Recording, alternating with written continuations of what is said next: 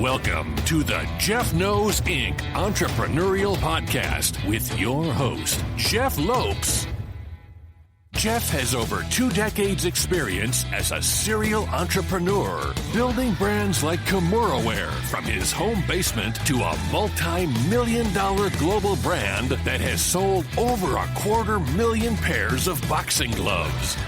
Jeff's here to educate, guide, and drive you on the process of bringing your ideas and dreams to reality with the inspiring stories from some of the top business minds. Welcome to episode 169 of the Jeff Knows Inc. podcast. I'm your host, Jeff Lopes. Super excited to have on today the fresh princess of email, Liz Wilcox. Sit back, everyone, and enjoy. We are live on the Jeff Knows Inc. podcast. I'm your host, Jeff Lopes. Super excited to have on today Liz Wilcox. What is happening, Liz? Just hanging out with my buddy Jeff today. I'm so excited. Thank you for having me. I cannot wait to talk all things email and boy bands and anything else that you want to talk about. Boy bands. I wasn't going to start with that. Let's just start with that.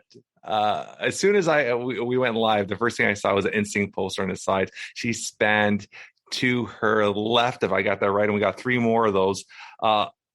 When did your love for Instinct start? How did that all happen? And let's talk about everything. let's talk about everything about the 90s. Let's just get into the juicy bits that everyone cares about, I'm sure. Yeah, of course. I was born in 1988.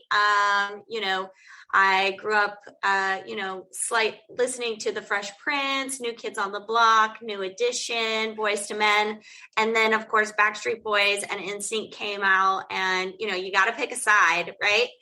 The cafeteria will not have you sitting in the middle. You have to pick a side.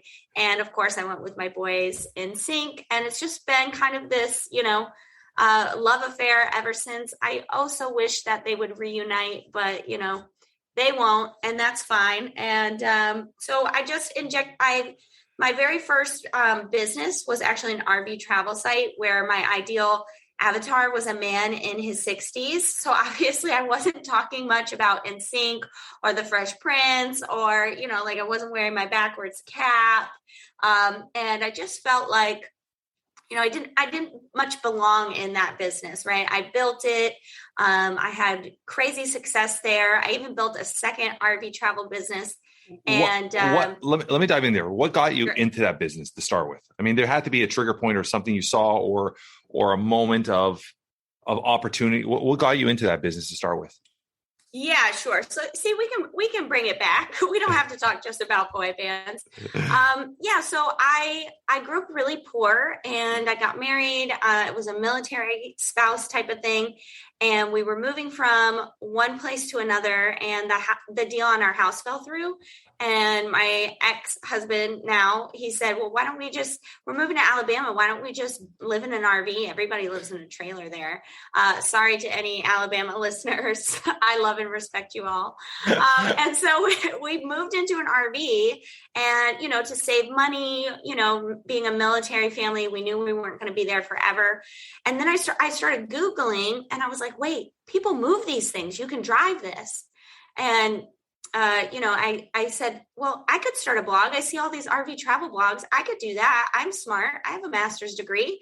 And I can figure it. If these people can figure it out, I surely can.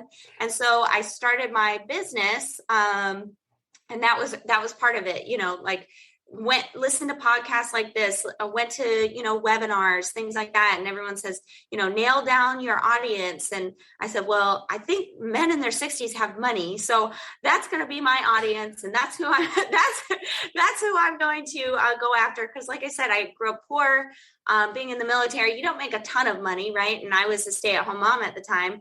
And I said, I'm going to cater to them. And I built this business around, this 60-year-old guy with 2.3 kids, about to retire. His wife was ready to go. But that really wasn't me. And so when I started this new business, I actually sold that RV site and got bought out of my second company. I said, I am just going to be Liz Wilcox. When you see Liz Wilcox on the screen, if you're watching a clip of this, even if you're hearing me, I am just who I am. And I wanted to build a business where I belonged. And that's what I help people do now too. I'm going to dive back into that. When you talked about this is something a lot of companies are diving into, and I think this is something relatively more newer over the last couple of years is building your avatar. When did you really take a grasp of that or understanding of that? And how did you apply that? And what recommendations would you give to other young entrepreneurs that are starting to build a company about building an avatar and audience? Well, I think there's a lot of emphasis around, who are they? What do they want? Where do they come from? Things like that. But you have to ask yourself that question too. And I think that's the mistake I got into, especially coming from my background, where quite honestly, I was chasing money. I needed that money. I needed that money in order to, for the first time in my life, I saw, an opportunity to make limitless amounts where in my, I got a master's degree because I didn't want to be a teacher forever. Maybe I could be a principal and maybe I could make almost six figures. And suddenly I'm seeing, people on Instagram claiming they're making six figures, from their house. And that was really eye-opening. So I did go really hard into, who are they? What do they want? Where are they coming from? Why do they follow you? How can you help them? All those questions. But I never asked myself, do I care about these people? Do I actually want to serve them? And so I would invite anyone listening to, answer those questions I just rambled off, but also who do I really care about? And how can I specifically, what are my unique perspectives, experiences, in sync obsessions that will attract them as well, right? Does that make sense? Yeah, 100%. I just wanted to hear your side of it. And when you are putting that, okay, I love that you brought one aspect in there that it has to be something that you care about and love. Because obviously that passion is not there, that original hustle desire will slowly start drifting off. We all know that, right? So you have to have that passion or desire in something that you actually love or something that you actually have this will to keep building kind of thing, right? Yeah. When you your second company, so your first was the RV. Were they both RVs, both the first two companies? They were both RV related. The first one was a traditional blog, and the second one was a digital summit that actually, it was just such a big idea. And I was less than a year into my first business that I brought in partners, and we ran that summit from 2017 to 2021. And it was, I think it has a new owner now in 2022. Explain Summit. So you would do events? Yeah, like an online summit. We called it, Full-Time Freedom Week. How to get on the road full time. And it was just, Monday through Friday, 9 a.m. to 9 p.m. once an hour. And then I would go live, lunchtime tips with Liz, and then a virtual campfire at the end. And I had so much fun. I'm actually planning on running my own summit this year. But it was a great way to gather community. And also, if you're building a business, a great way to get people gathered together. So kind of like linking arms in order to appear bigger. It was something that a lot of us did at the very beginning of our careers. And people were like, whoa, these people are somebody. Why haven't I ever heard of them? It's like, well, we started 10 months ago. So that's what I mean by that summit. Yeah. So I'm going to dive back here. There's all these questions are popping in my head as we're going. So don't mind me, because my interviews are they're just scatterbrained. As I hear things, we just keep going. It's a constellation, Jeff. It's a constellation of curiosity. Write that down. Somebody write that down. Send it to us. When I hear a blog, and obviously blogs, I've kind of taken a slow step back. I don't hear the popularity of them as much now, and there are still very, very successful blogs, but now podcasts, there's different forms of media that have taken kind of higher presence. When you look at a blog, I would never think of somebody selling their blog. So for you to build a company as a blog and sell it, talk me through that whole process. And how did you build it? Was it, and I'm just going to assume it was the value of your email list or whether values of it, but how did you build it up to sell a blog? Go through that process for anybody out there that has a blog. Yeah, I'm so excited about this question because I did it very much on purpose. Like I might seem like, oh, Liz, you get on the phone with her. She's really fun, whatever, but I'm actually really strategic. So I'm so excited you asked me this question. I don't get often asked. So when I started my blog, my website, I started it as a business. Like I said earlier, I wanted to make money. I wanted to elevate my status, hit the road full time, like, hey, did you know we could drive this thing? It has wheels, right? And so I started it very strategically. And of course, you listen to podcasts, you watch webinars, everyone says, email list, build your email list. So mama didn't raise no fool. I'm nothing if not an efficient chick. And so I started building the list. I created my first digital product. About 6 months later, I made $7,000 in the first 90 days. I was like, holy crap, I'm onto something. I've never made this much money. What was your first digital product? It was a book about the black tank, which is where the sewage goes.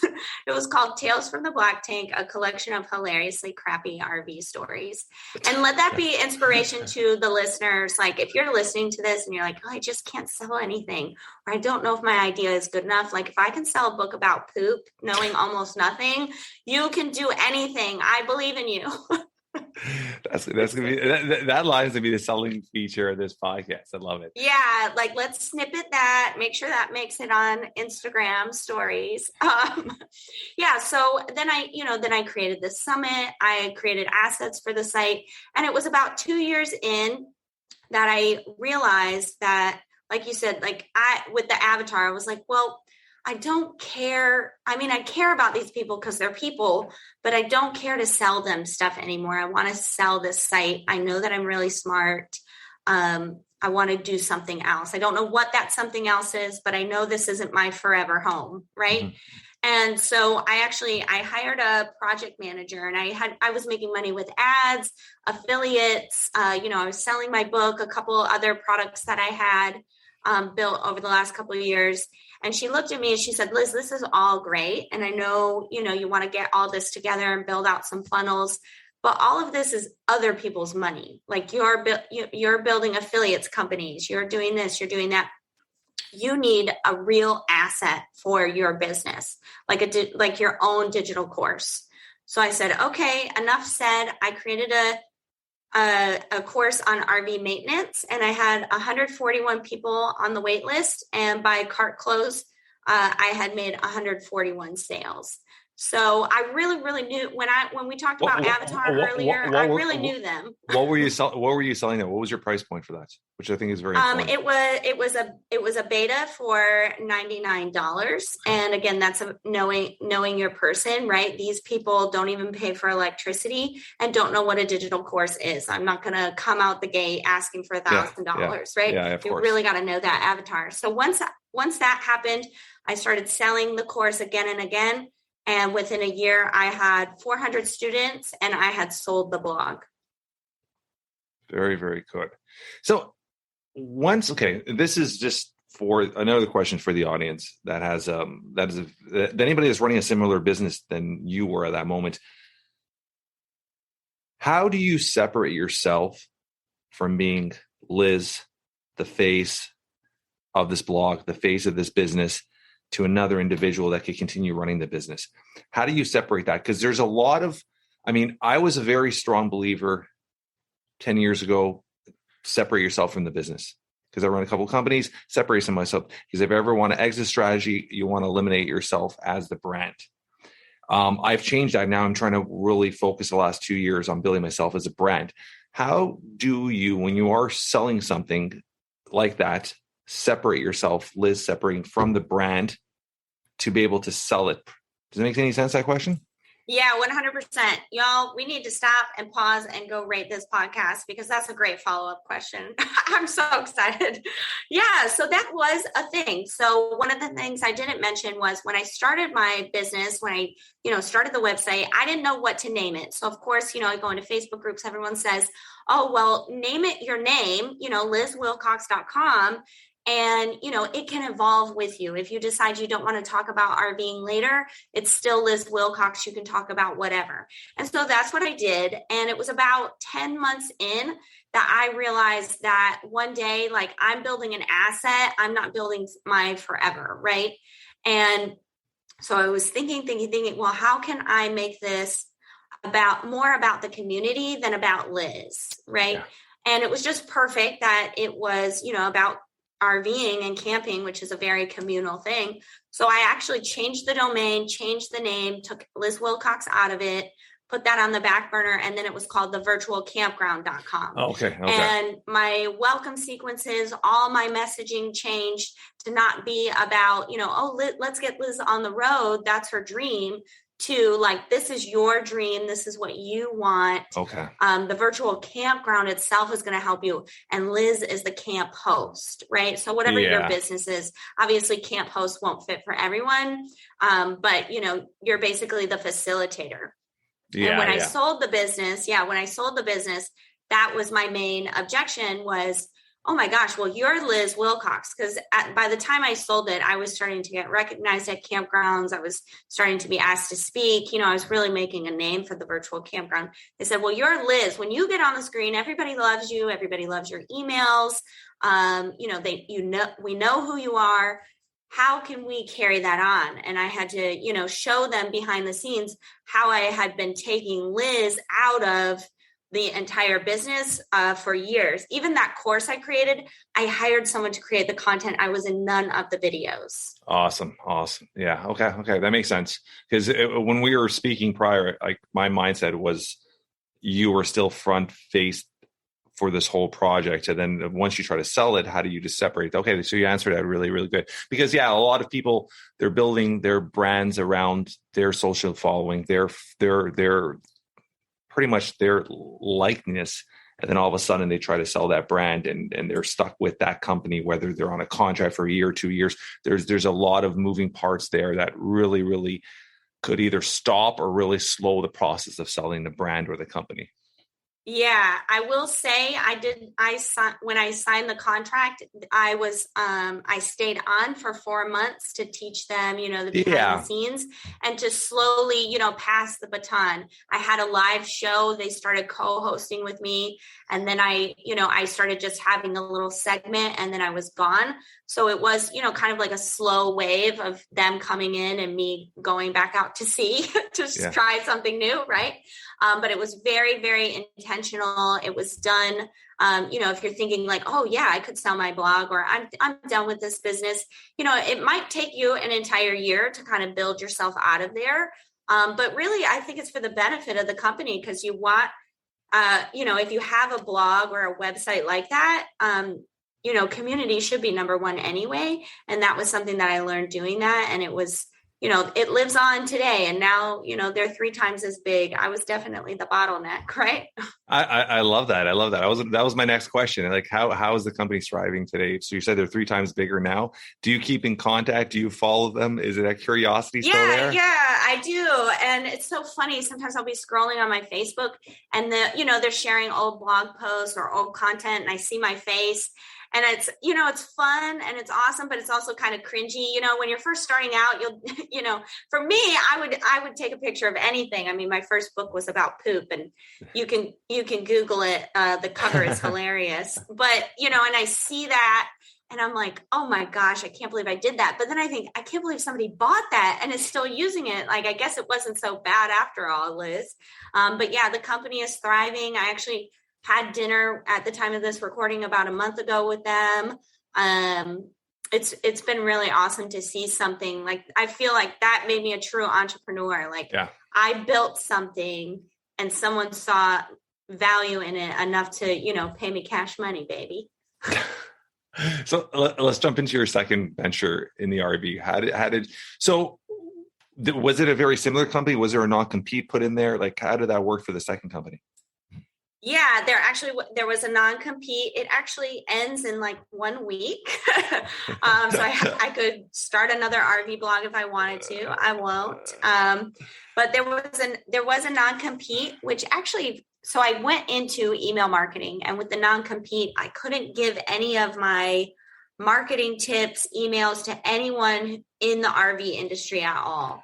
And so I had people, oh, Liz, you're doing this now, I want to hire you, that I actually had to turn down and say, I am only using these to build the virtual campground. Anything in the RV industry is, I can't help you or whatever.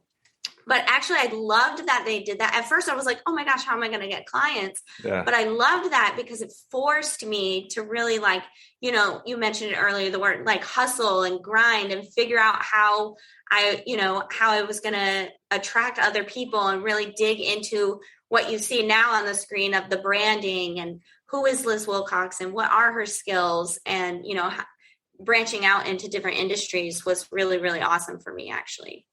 So let's dive into that. Email marketing is something you're passionate about, something you do. You're currently still doing the email marketing, educational aspect of it, right?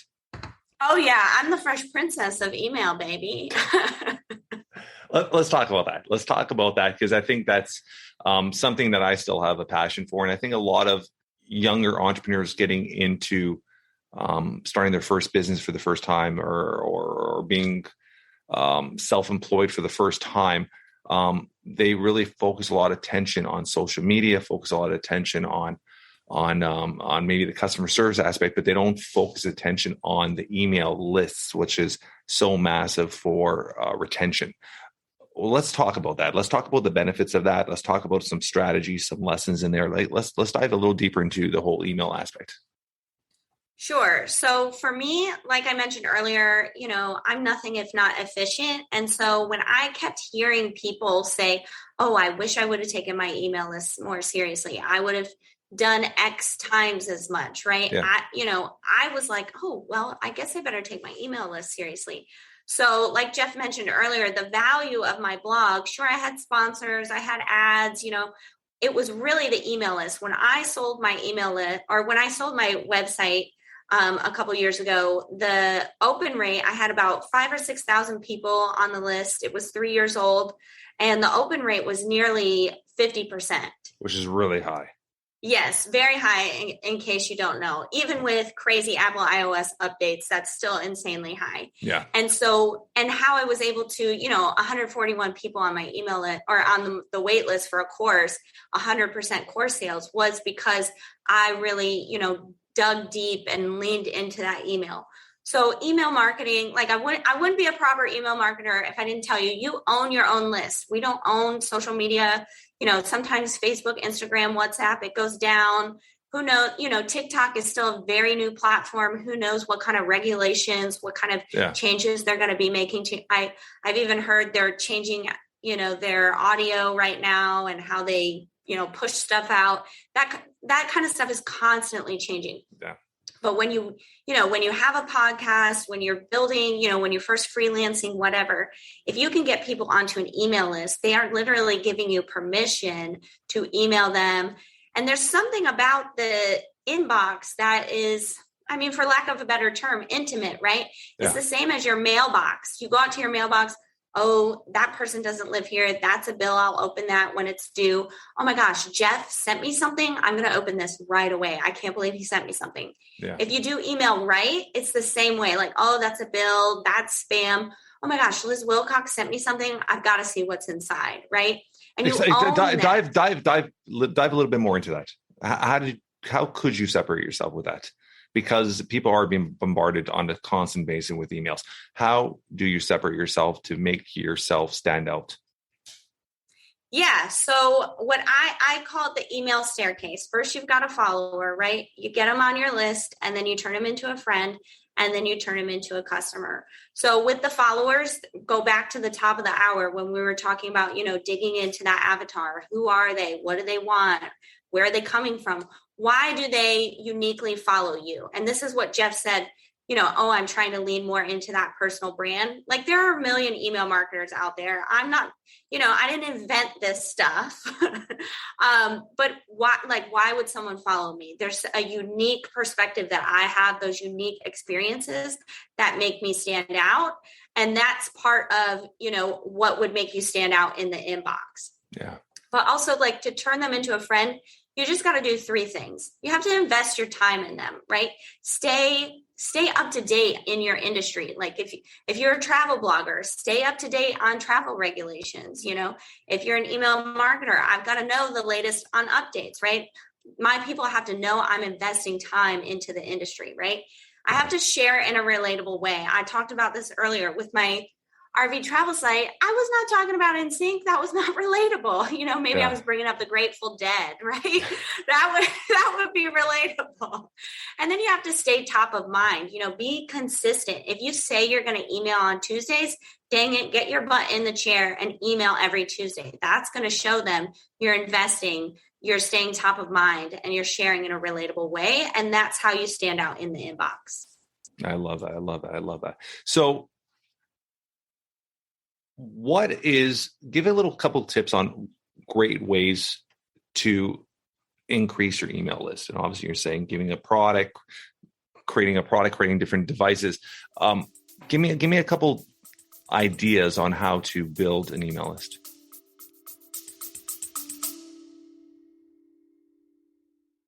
Are you ready to unlock your full potential? I want to introduce you to the Fit, Healthy, and Happy podcast, a powerful resource to transform your life today. With expert interviews, practical tips, and inspiring stories, this podcast is your roadmap to lasting wellness. Here's what a listener has to say. I used to struggle with my health, but this podcast changed everything. It's like having a personal trainer, nutritionist, and life coach totally for free. With over 2,000 five-star reviews, we're a podcast you can trust. The Fit, Healthy, and Happy podcast, available now wherever you get your podcasts.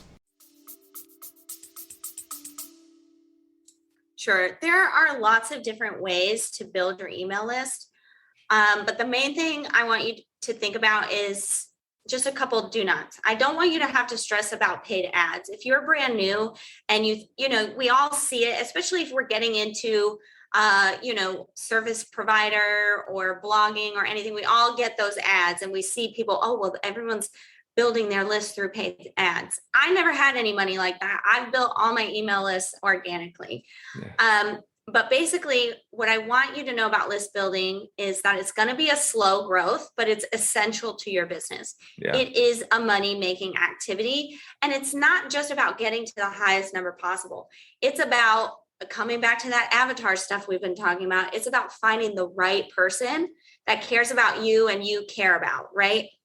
And so all you have to do is create a great freebie. Think about if you're graduating from Liz Wilcox University, what can I say that you've done, right? That you've accomplished. Now take it all the way back to that very first day in class. What is the thing I'm teaching you that very first day? That's going to be the freebie. Now think about what kind of format it has to be in, right? If I'm teaching people that barely have internet because they're out traveling around, I'm not exactly going to create a video course for them, right? Yeah. Maybe I create a checklist that's easily downloadable. It doesn't take a lot of internet, right? So think about your person. If your people are, single parents, maybe a video course, again, is not good, but, a little chunk size, a couple paragraphs a day in an email.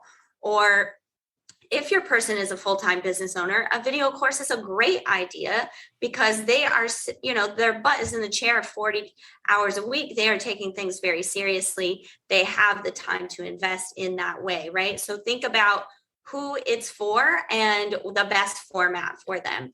If you're having trouble, I would suggest just Googling what you think they are Googling. We all type into Google and it pops up those things, how to write an email, and then it would give you other suggestions.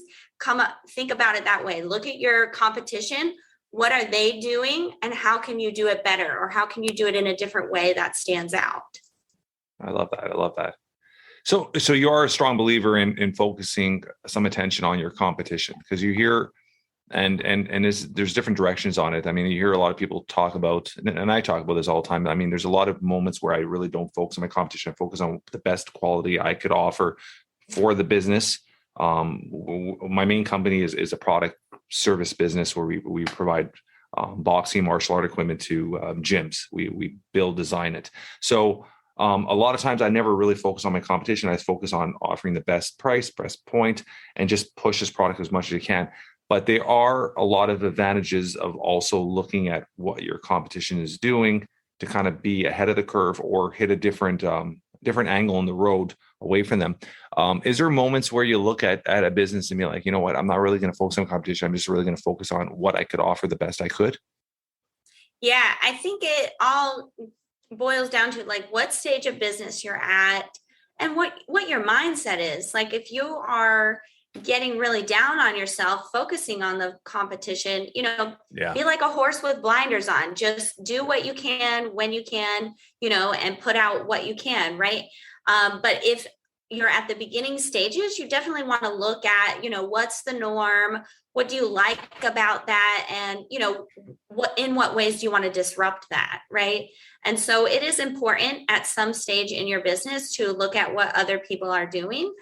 Because then you get a feel like you get that gut check of, oh, I really love how they're doing that. How can I apply that to me? Or, oh my gosh, I never want to do that. Let's make sure we change our process so that doesn't happen to us, right? Yeah. But if you're in an unhealthy mindset, definitely, unfollow, stop Googling them. That's really going to behoove you. I'm going to dive back into something with selling off everything, getting into the RV life that moves and travels. How was that? How long did you do that for? 4 years. So, but I moved in, I can't remember the year, but we moved in, I think 2015 and moved out 2019. Maybe 2020. I don't know, maybe 5 years. It was a while. But my business started growing. And, I needed a bigger desk. Now I've got this beautiful 27-inch awesomeness. I've got 2 keyboards. I got a real mouse, guys. It's awesome. So yeah, I did about 4 or 5 years and it was really fun. I have a daughter. She's so sick of the condo life. We live in a townhouse on the beach. She's like, this thing has no wheels. I'm so bored. All we do is go to the beach and swim. I'm like, you're living the life, kid. Oh, I love that. So you have just one child? Correct. What does motherhood mean to you? Well, I've got a sticky note. And so this is, I guess, motherhood to me. I'm an Enneagram 3. I'm very driven by success. Yeah. That's one of the things that, it's as much as I don't want to admit, like I care about being the best, doing my best. And so I have a sticky note here that says, I strive to be an example of what's possible, that's success. And so even in motherhood, as long as I'm showing her what's possible for her own life, that feels like the thing I should be doing. I love it. Do you mind me diving back to when did you separate? Was that during the RV time or after? Yeah, we had just moved out of the RV. It was like April or May 2020, so one of those pandemic divorces you keep hearing about. But my business started growing and it was just, it was a real strain. I'll admit I'm a workaholic. But for me, it's all about, I grew up really poor. I still support my mother financially. And once I got a taste for that type of success and being able to break the chains of poverty and break that generational cycle, like nothing was going to get in my way of doing that. So that was obviously your upbringing was a trigger point for your success. Yes, very much. I feel a lot of responsibility to be the one that, carries the family into a new way of living. I love that. Where are you now in business wise? Like, where do you see yourself going over the next couple of years? I'm so glad you asked. I'm so excited about the future. Last year was a really awesome year for my business. I created a membership in February 2021 called the Email Marketing Membership. And I was sitting at my desk. I had just signed $20,000 worth of new business. I was doing copywriting services at the time. I just signed $20,000. I was sitting down to write my newsletter. I was list building because I knew I didn't want to do services forever, Yeah. right? That's not really sustainable. That's not what I see myself in 20 years doing. And I was thinking, okay, what am I going to write? And then I was also had this gut feeling of, gosh, Liz, you just signed all this away, but now that's taking away so much time from your kid. You know, you're a single mom, you know, you're going to have to get up at 3 a.m. so you can work before she wakes up. And I was like, you know, like it should have felt so good coming from where I came from, that $20,000. And part of it did, that security part of me was like, okay, we're safe. We've got the rent paid, right? Yeah. Mom's taken care of, kids taken care of. But there was a part of me that was like, again, Liz, you're smarter than this. You've got to figure out another way. You can have it all. Dang it. Just figure it out. Like, just where does the puzzle piece go? And so I sat down and I said, okay, it's recurring revenue. I need recurring revenue. And so, Liz, are you going to talk about recurring revenue, or are you going to do something about it to create? Are you going to create it? And so I wrote up a newsletter and I said, hey, I'm thinking of, like, your biggest problem is you hate to write newsletters every week. You have no idea what to talk about. I've got a bajillion ideas, and I've got, you know, at the time, 4 years of experience writing a weekly newsletter, never missing a day. Like I am nothing short of ideas. Yeah. Why don't you just give me $9 and every single week I'll give you a template? And I made like 30 sales that very first day. In the first 30 days, I made 100 sales. I just hit 1,000 people in a year's time. And so the future of Liz Wilcox and my business is I want the membership to be like the Netflix of digital marketing, where you can go in, you can get what you need, you can binge on the strategies, the trainings, everything. And it's just $9 a month, because that's where I came from. I came from a place where I didn't have anything but $9 to invest. And those are the types of people I want to help bring and break that chain, like I was talking about. And so that's the future of Liz Wilcox. Do you sometimes question, or I'm sure a lot of people have probably told you, do you think you're devaluing yourself, all the value you're adding for $9 a month? And I'm sure you get this all the time. Yeah, I get it all the time from my business coach, from everyone. And, you know, especially other people that charge a lot, they'll say, oh, well, you know, you're giving away so much, and it, you know, how can anyone take it seriously? And I really challenge that way of thinking. I know that I'm worth a lot more. I know this membership is worth, hell, I would say $1,000 a month. Some people would pay $1,000 a month for this. I do believe that. But for me, I'm valuing the people that need it the most, the people that were in my position. When I started my business, I didn't even have internet on my phone. I had to drive to the library to launch my very first product because I had nothing. You know, I was living in a box on wheels. Yeah.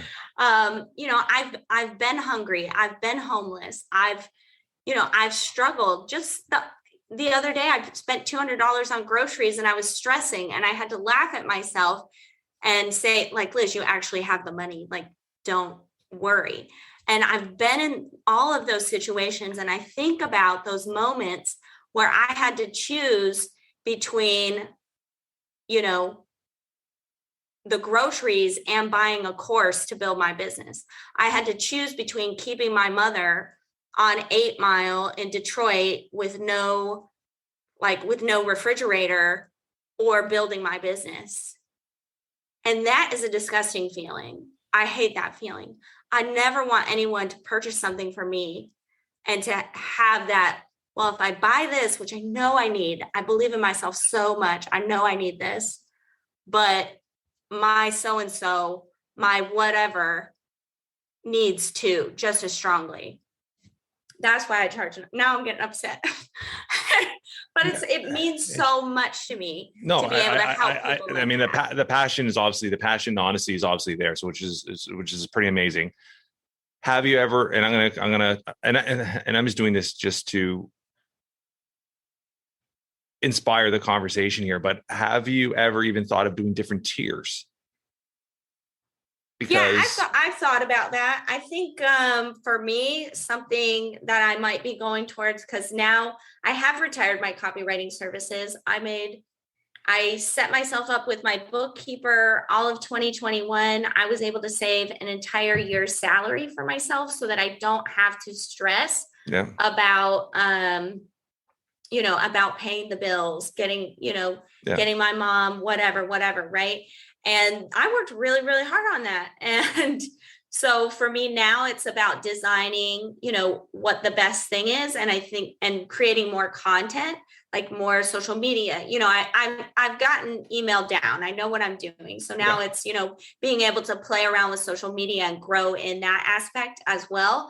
And so I'm thinking there might be tiers where, you can get more access to me, or even, nowadays, especially with the pandemic, it's way more normal for, like Patreon and things like that, where people just pay for the creator. So I think about maybe announcing that, but that'll be maybe later this year.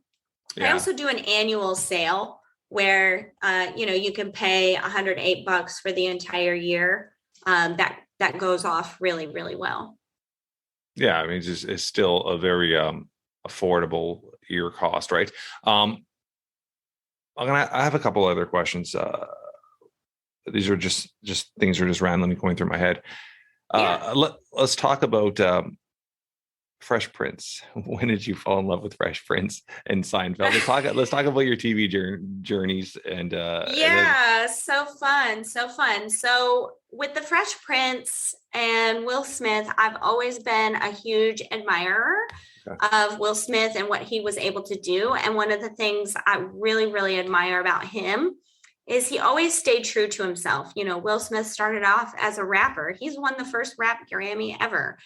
And a lot of people, I'm learning, don't actually know that. Yeah. And, but in regards to the hip hop culture industry, he's been looked at as not a real rapper, someone who's very corny, a sellout. Yeah. But if you know a lot about Will Smith, he talks about, well, I never cussed in my rhymes because my grandma found my rhyme book and I had curse words in it. And she said, an intelligent person doesn't need to use these words to get their point across. And he said, well, I'm not going to, if I have to choose between disappointing my Mima and the masses, I'm not going to disappoint my grandmother. Yeah. And so to me, when I heard that a long time ago, like in my 20s, and I was like, wow, to be so firm in who you love and what you stand for, to like be called whack and corny and rejected by the very thing that you were a part of from day one. Like that is so strong. That value set is like really remarkable. And so that's what I love about Will Smith. And then with the Fresh Prince, that character specifically, if you watch the first episode, he comes in, they're having a party and he's just, he's his West Philly self. And, these are all these politicians and, local lawmakers. And he's like, sup, whatever. He's just, again, being himself. But as the show progresses, you can see while being himself, he's open to the lessons that people are presenting him. And he's able to evolve, the character evolves with those lessons while still having that core value system. And that's something that I try to exemplify in my own life and now in my business. I love it. That was a lot of detail. I love that. I'm a well thought out chick. I really am. Don't let the backwards cap fool you. I've got a brain in there. Last question. If something were to happen to you today, how would you want to be remembered or described by your loved ones? I would like to be remembered. This is so good. The email queen. Yeah, the Fresh Princess, just someone that has overcome their circumstances, someone that didn't give up no matter what. Another little story, growing up, I was actually mute until age 7. Now you can't get me to shut up. This might be a long episode. But really just, again, that definition of success, striving to be an example of what's possible, just always doing the thing that people didn't even think could be done. going above and beyond. I think that's how I'd like to be remembered. And hilarious. If somebody doesn't think I'm funny, that would really hurt me at my funeral. I'm gonna say one thing is, and I admire just by our short conversation here, is you haven't let your circumstances define your future. And I think a lot of people do allow their circumstances to define their future, and they become what society puts you in, almost a shell of being a victim. And once you put in that shell of being a victim and you accept it, it's hard to get out of. So I admire from our short conversation, obviously you didn't allow that to happen to you, and you're obviously succeeding. And I think you're just just by our short conversation, I've been an entrepreneur for 26 years. I'm 45. So you're just starting to take off. And I love how you said you saved for the year and all that's like, I do a lot of other stuff like real estate stuff, and I'm a strong believer in everything you do. You try to save as much as you can. You save as much as you can. And then I use that for investments. And you're on the right path. I love what you're doing. I love your mindset. I love how you're trying to help people, because I do believe in almost that form of karma where it's all going to come back in tenfold to you. So continue your path. Keep doing what you're doing. I love to continue this relationship going forward, and anything you need, just reach out. And anything you want to leave your audience with today? If I had to leave anything, I think it would be this. These are my two rules for life. I always ask myself, like, how can I make this easy? And then a follow-up question is, how can I make this fun? So with whatever you do, ask yourself those questions if you're struggling, and you'll have the answer. I love it. How can our audience get a hold of you, reach you, follow you? Yeah, of course. I'm an email marketer. I'd love for you to join my email list. If you want examples of how to get it done, you can just go to lizwilcox.com. In the top right-hand corner, there's a hot pink button. It says free email swipes. You're going to get a bunch of stuff I won't spiel off, but I promise you it'll be really good. And I'd love to get to know you and help you with your email as well. Love it. Love it. Love it. This is awesome. I appreciate it. Appreciate your time today. And we will continue this conversation, I'm sure. Yeah. Thank you so much. That's a wrap for today. I want to thank our guest, Liz, for taking time out of her incredibly busy schedule to be a guest on the Jeff Knows Inc. podcast. What a great conversation. Tons and tons of lessons for any young entrepreneur starting off email marketing. Great insight here. If you guys enjoy this podcast as much as I have, like all weeks, tell your friends, tell your family, help spread the word. Leave a review. 5 stars would be absolutely amazing. Myself, my team love spending time reading the reviews. Until next week, guys, keep moving forward.